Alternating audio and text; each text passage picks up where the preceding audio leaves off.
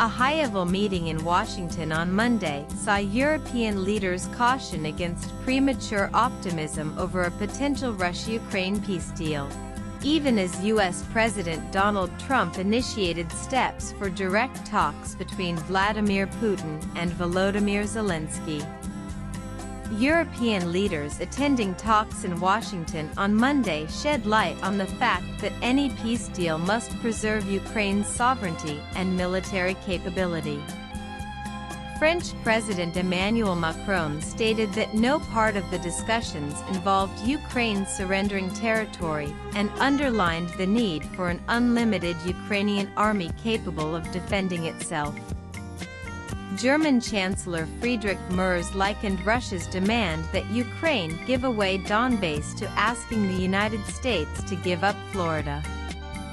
The Russian demand that Kiev give up the free parts of Donbass corresponds, to put it bluntly, to a proposal for the United States to have to give up Florida, he told reporters.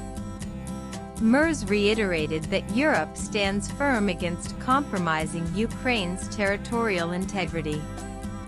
U.S. President Donald Trump announced he had spoken with Russian President Vladimir Putin and begun arranging a face-to-face meeting between Putin and Ukrainian President Volodymyr Zelensky.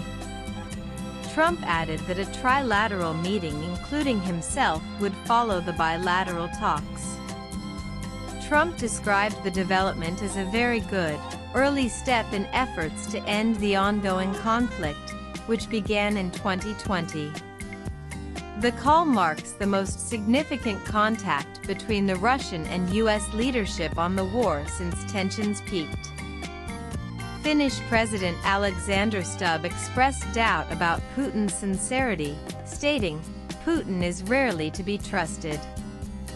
He questioned whether the Russian president would follow through with attending a trilateral meeting or whether this was another attempt to delay negotiations.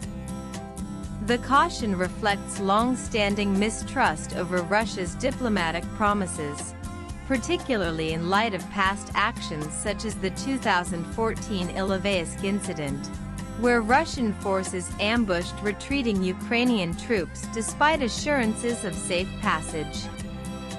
According to Trump's peace envoy, Steve Witkoff, Russia has shown openness to robust Western-style security guarantees for Ukraine. U.S. Secretary of State Marco Rubio called this a significant concession, noting it could be a partial substitute for Ukraine's blocked NATO membership.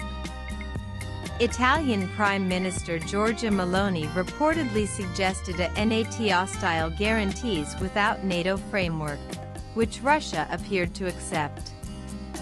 Putin was also said to have proposed a domestic law committing not to attack Ukraine or other European nations.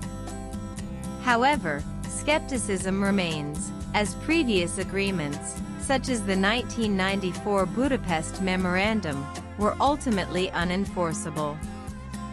Russia's history of disregarding legal commitments has prompted calls for more detailed and binding mechanisms. Moscow may be seeking reciprocal guarantees under the proposed framework. Senior Russian diplomat Mikhail Ulyanov posted on social media that Russia expects to receive efficient security guarantees in return, potentially allowing it to justify future actions if it perceives threats from NATO or the West. Observers caution that this could give Russia a pretext for renewed aggression or enable it to interfere in future Western security initiatives. Ukrainian President Volodymyr Zelensky, ahead of meeting with Trump, stated that the proposed deal lacks transparency. He stressed the need for clear terms and practical enforcement mechanisms. There are no details how it will work and what America's role will be, what Europe's role will be, Zelensky said. We need security to work in practice. European leaders, including UK Prime Minister Sir Keir Starmer, joined Zelensky in Washington in an effort to prevent diplomatic misali.